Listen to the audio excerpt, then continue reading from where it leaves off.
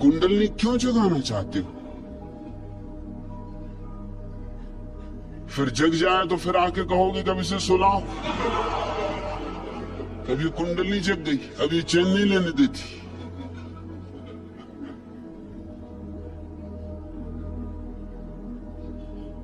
शब्द सुन लिए, और शब्द सुन लिए हैं तो शब्दों के साथ वासना जुड़ जाती। कुंडलनी जगाने की भी कोई जरूरत नहीं। कुंडलनी जगाने का भी एक शास्त्र है, लेकिन उससे गुजरना आवश्यक नहीं। जीसस बिना उससे गुजरे पहुंच गए, बुद्ध उससे बिना गुजरे पहुंच गए, महावीर पहुंच गए। उस रास्ते से जाना आवश्यक नहीं, और उस रास्ते से जाना खतरनाक भी है।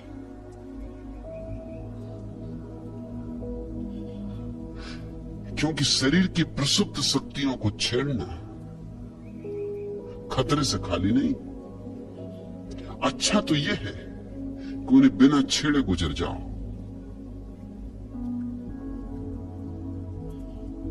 उन्हें छेड़ने का सबसे बड़ा खतरा तो यह है कि हो सकता है तुम फिर उन पर काबू ना पा सको, तुम्हारे भीतर इतना बड़ा विस्फोट हो कि तुम्हारी समझ के बाहर पड़ जाए, समझ के बाहर पड़ ही जाएगा,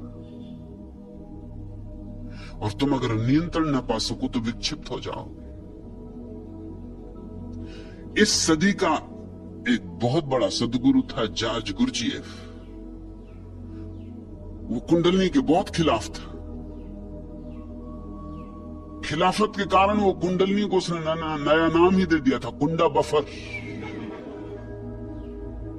बफर लगे रहते हैं ना, तुमने देखे हो ट्रेन के दो डब्बों के बीच में जो लगे रहते हैं उनको कहते हैं बफर। उससे कभी टक्कर वगैरह हो जाए तो डब्बे एक दूसरे पर नहीं चढ़ जाते। वो जो बीच में बफर लगे रहते हैं वो धक्के को पी जाते। ऐसे कार में स्प्रिंग लगे रहते, वो भी बफर है। उनके कारण भारतीय रास्ते पे भी कार चल सकती,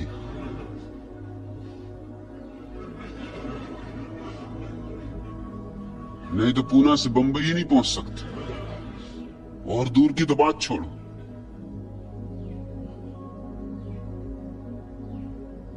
स्प्रिंग तुम्हारी चोटों को पी जाती है, नहीं तो वो चोटें तुमको पीनी पड़ेगी। मल्टी फ्रैक्चर हो जाएगा बंबई पहुंचते पहुंचते।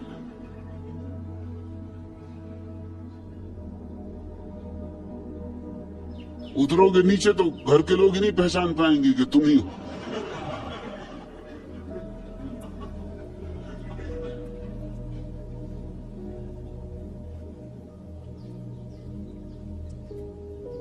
शरीर की एक ऊर्जा है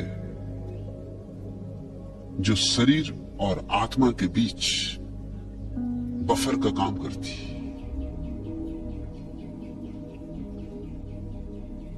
नहीं तो शरीर के भीतर आत्मा का रहना मुश्किल हो जाए, असंभव हो जाए।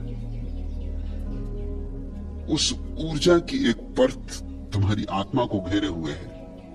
तुम्हारी आत्मा और शरीर के बीच में उस ऊर्जा की एक परत है, इसलिए शरीर को लगी चोटें आत्मा तक नहीं पहुंचती।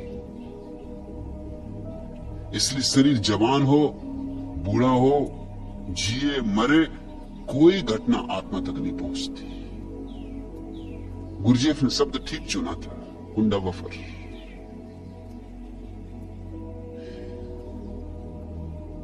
इसको जगाने की कोई जरूरत नहीं।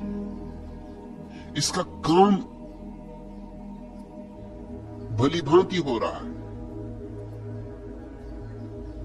इसे जगा के भी स्वयं तक पहुंचा जा सकता है, लेकिन वो नाहक की झंझटें मोल लेनी।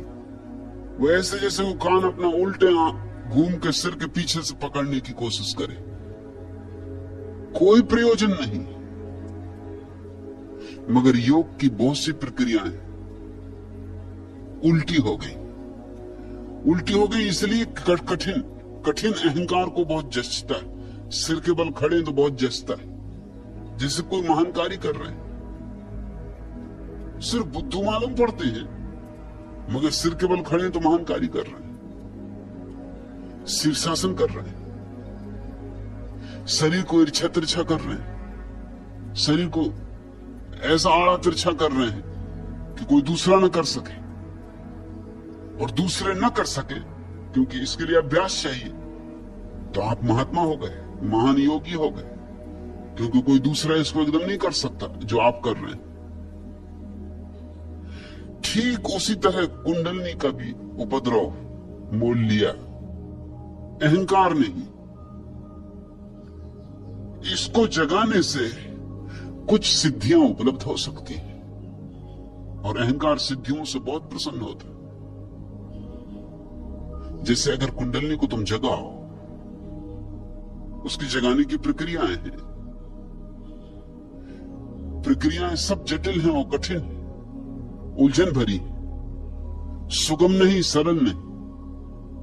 इसलिए भारत में एक परंपरा चली है जो इसके बिल्कुल विपरीत रही, सहज परंपरा, सहज ज्ञान, जिसका कहना है किसी तरह के उपद्रव में मत पड़ो, क्योंकि छोटी मोटी चीजें पैदा हो जाएंगी। जैसे अगर तुम्हारी कुंडली जाग जाए तो तुम दूसरे के विचार पढ़ सकते हो, मगर अपने विचार काफी नहीं है पढ़ने को। अब दूसरे की खोपड़ी का कचरा तुम पढ़ोगे, उससे क्या मिलने वाला? अपनी खोपड़ी में ही काफी भरा है, इससे ही तो निपट नहीं पा रहे हो कि अब दूसरों के विचार पढ़ोगे। हाँ, थोड़ा बहुत चमत्कार लोगों को दिखाने लगोगे तुम। जैसे कोई आया और उसने पूछे नहीं कि समय कितना, और तुमने बता दिया कि 9:30 बजे, तो वो चौंकेगा एकदम, क्योंकि पूछने आया था कि कितना बजा है। मगर इसका सार क्या है? पूछ ही लेने देते, क्या बिगड़ रहा था? इसके लिए कुंडली जगाई, और कुंडली जगाने में वर्षों लगेंगे, और ये काम तो क्षण भर में हो जाता। उसको पूछना था तो पूछ लेता। रामकृष्ण के पास एक आदमी आया जिसकी कुंडली जग गई थी। वो बोला कि मैं पानी पे चल लेता हूं। कुंडली जग जाए तो पानी पे चलने की संभावना है, क्योंकि कुंडली तुम्हें पृथ्वी के गुरुत्वाकर्षण से तोड़ दे सकती है, मगर खतरे भी हैं उसके, क्योंकि पृथ्वी के गुरुत्वाकर्षण से टूट गए तो तुम्हारे शरीर की बहुत सी प्रक्रियाएं अस्त व्यस्त हो जाएंगी, जो कि गुरुत्वाकर्षण से बंधे होने के कारण ही व्यवस्थित। वो आदमी पानी पे चल लेता था। उसने रामकृष्ण को आते से चुनौती दी कि तुम बड़े परमहंस, लोग कहते महात्मा, अगर हो महात्मा तो आओ, चलो गंगा पर, मैं पानी पे चल सकता हूं। रामकृष्ण ने कहा कि बहुत बढ़िया। कितना समय लगा पानी पे चलना सीखने में? उसने कहा 18 साल लगे। रामकृष्ण ने कहा हद हो गई, मुझे तो जब उस पार जाना होता 2 पैसे में पार चला जाता। 2 पैसे का काम 18 साल में तुमने किया, और ऐसे मुझे ज्यादा जाना भी नहीं पड़ता, कभी 4-6 महीने में एक दफा। तो साल में समझो कि एक 4 पैसे का खर्चा है। 18 साल में समझ लो कि 1 रुपये का खर्चा है। 1 रुपये के पीछे 18 साल गंवा दिए। भैया तू होश में है? और पानी पे चल के करेगा क्या? सब घूम फिर के फिर यहीं आ जाएगा।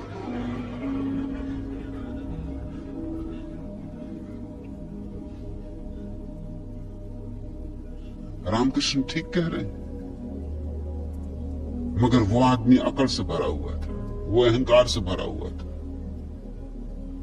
अब जगदीश तुम्हें क्या फिक्र पड़ी? कहते कुंडली जगाना चाहता हूं। कुंडली तुम्हें सिद्धि देगी, ये तो सिर्फ एक संभावना है। ज्यादा संभावना तो ये है कि विक्षिप्तता देगी। इसलिए तुम अनेक साधु सन्यासियों को पागल होते देखोगे, और पागल हो जाने का कारण क्या होता है? उन्होंने जीवन का जो सहज क्रम है उसको तोड़ दिया। जो ऊर्जा किसी और काम के लिए बनी थी, उसको उन्होंने मस्तिष्क पे चढ़ा लिया। कुंडली जगने का अर्थ होता है कि जो ऊर्जा तुम्हारे काम केंद्र पर सोई हुई है, उसे उठा के मस्तिष्क में चढ़ा लो। ये खतरनाक धंधा है, क्योंकि खोपड़ी में वैसे ही काफी उपद्रव मचा हुआ है, वहीं तो तुम्हारा पागल खाना है, और काम ऊर्जा को भी वहां ले जाओ तो तुम विक्षिप्त हो सकते हो। कुंडलनी जगाने वाले अधिक लोग विक्षिप्तता में पहुंच जाते हैं, मस्तिष्क फटा पड़ता है, क्योंकि ऊर्जा संभाले नहीं संभलती, और ऊर्जा इस हालत में ले आती कि फिर संगत असंगत कुछ भी नहीं सूझता। मुझे ऐसे कई लोगों को मिलाया गया है जो सिर्फ विक्षिप्त है, जिनको मानसिक चिकित्सा की जरूरत है, और उनकी बुनियादी भूल वही है जगदीश जो तुम करना चाहते हो। और एक दफा मस्तिष्क में ऊर्जा तुम्हारे सामर्थ्य के बाहर पहुंच जाए तो तुम क्या करोगे? तुम्हारे बस के बाहर बात हो जाएगी। कुंडलनी जगाने की कोई आवश्यकता नहीं। यहां भी हम कुंडलनी ध्यान करते हैं, लेकिन प्रयोजन कुंडलनी जगाना नहीं, प्रयोजन कुछ और। प्रयोजन है भीतर वो जो कुंडलनी की ऊर्जा है उसको नृत्य देना। प्रयोजन बड़ा अलग है। तुम्हारे भीतर जो ऊर्जा है अभी सोई है, या तो जगाई जाए, तो जगाने के लिए धक्के देने होंगे, झकझोरना होगा। मेरा अपना अनुभव यह है कि जगाने की कोई जरूरत नहीं, इसे सिर्फ नृत्य दिया जाए, इसे संगीतपूर्ण किया जाए, इसे आनंद उत्सव में बदला जाए, तो धक्के देने की कोई जरूरत नहीं। पश्चिम का एक बहुत बड़ा नर्तक निजिंस्की हुआ, अभी इसी सदी में हुआ। वो जब नाचता था तो कभी कभी ऐसी घटना घट जाती थी कि वो इतनी ऊंची छलांग लगाता था जो कि गुरुत्वाकर्षण के नियम के विपरीत है। वैज्ञानिक हैरान थे, ये हो नहीं सकता, इतनी ऊंची छलांग लगी नहीं सकती, लगनी चाहिए नहीं, क्योंकि गुरुत्वाकर्षण का नियम इतने दूर तक तुम्हें उठने नहीं देगा। और भी चमत्कार की बात थी वो ये कि जब वो इतनी ऊंची छलांग लगाता था और वापस लौटता था तो इतने आहिस्ते लौटता था जैसे कि कोई पक्षी का पंख आहिस्ता आहिस्ता डोलता डोलता हवा में तैरता तैरता नीचे आ रहा हो। वो भी बिल्कुल उल्टी बात है। गुरुत्वाकर्षण एकदम से खींचता है चीजों को, जैसे कोई पत्थर गिरे, ना कि कोई पंख। निजिंस्की से जब भी पूछा गया कि तुम कैसे करते हो, तो वो कहता कि ये मैं खुद भी सोचता हूं, लेकिन मैं करता हूं ये बात ठीक नहीं है, ये हो जाता। मैंने जब भी करने की कोशिश की तभी ये नहीं हुआ। करने की मैं कई दफा कोशिश कर चुका, क्योंकि इसका एकदम चमत्कार की तरह प्रभाव पड़ता, एकदम सन्नाटा छा जाता, दर्शक एकदम विमुक्त हो जाते, एकदम सांसें रुक जाती लोगों की, समझ में नहीं आता क्या हुआ। और मुझे भी बड़ा आनंद आता, अपूर्व आनंद आता, एकदम भीतर शांति हो जाती, जैसे नहा गया भीतर, जैसे आत्मा नहा गई। मगर जब भी मैं करने की कोशिश करता हूं ये नहीं होता। ये कभी कभी होता है जब मैं करने की कोशिश में होता ही नहीं, जब मैं नाच में लीन होता हूं, ऐसा लीन होता हूं कि मेरा अहंकार बिल्कुल मिट ही जाता है, तब ये घटना घटती। तो अब तो मैंने करना छोड़ दिया, निजिंस्की कहता था। अब तो जब ये घटता है नहीं, घटता नहीं घटता। एक सूत्र मेरी समझ में आ गया है कि ये किया नहीं जा सकता, सिर्फ घट सकता है। और घटने का अर्थ है कि मेरा अहंकार लीन हो जाए तो बस कुछ रहस्यपूर्ण ढंग से ये घटना घटती है। निजिंस्की अनजाने उस अवस्था में पहुंच रहा था जिसमें मैं कुंडलनी ध्यान के द्वारा तुम्हें ले जाना चाह रहा हूं। कुंडलनी ध्यान का वही प्रयोजन नहीं जो सदियों तक रहा है। मेरे हिसाब से हर चीज का मैं प्रयोजन बदल रहा हूं। कुंडलनी ध्यान का यहां अर्थ है तुम नाचो, मग्न हो, डूबो, ऐसे डूब जाओ कि तुम्हारा अहंकार अलग न रह जाए। बस फिर तुम्हारे भीतर कुछ घटेगा, तुम एकदम गुरुत्वाकर्षण के बाहर हो जाओगे और तुम अचानक भीतर पाओगे ऐसा सन्नाटा छाया है, ऐसा कुंवारा सन्नाटा जो तुमने कभी नहीं जाना था। तुम गदगद हो जाओगे, तुम लौटोगे जब वापस तुम दूसरे ही व्यक्ति हो जाओगे। ये कुंडलनी जगाने की पुरानी प्रक्रिया नहीं, ये कुंडलनी को नृत्य देने की प्रक्रिया है। ये बात ही और है। अगर तुम्हें कुंडलनी जगाना है तो भैया कहीं और,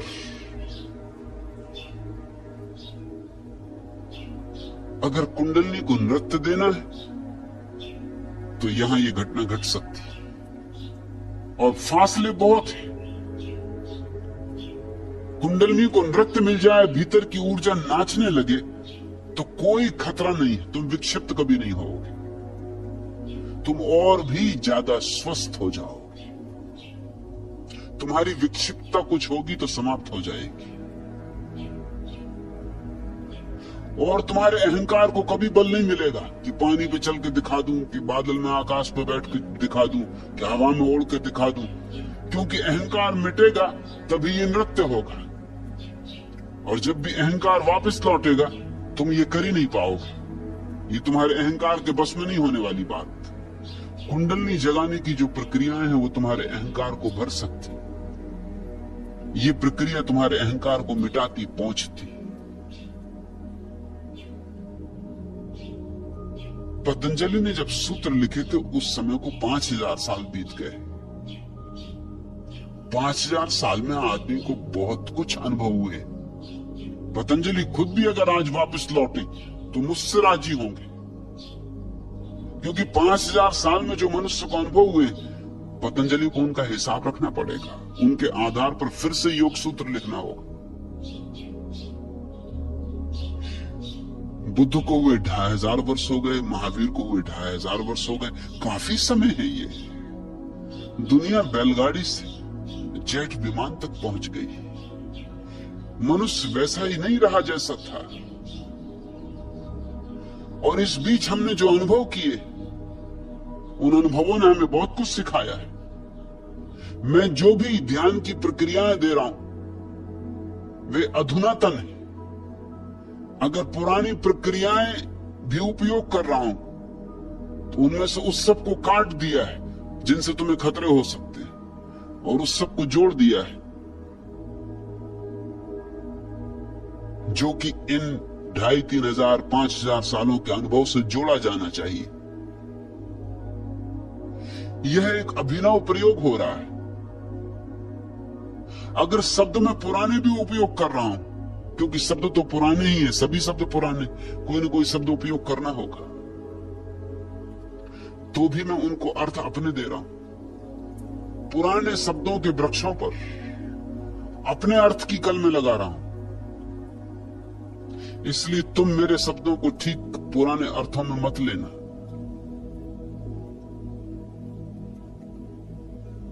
नहीं तो तुम मुझे नहीं समझ पाओगे, तुम कुछ का कुछ समझ लोगे। तुम वंचित ही रह जाओगे उस अनूठे प्रयोग से जो यहां चल रहा है।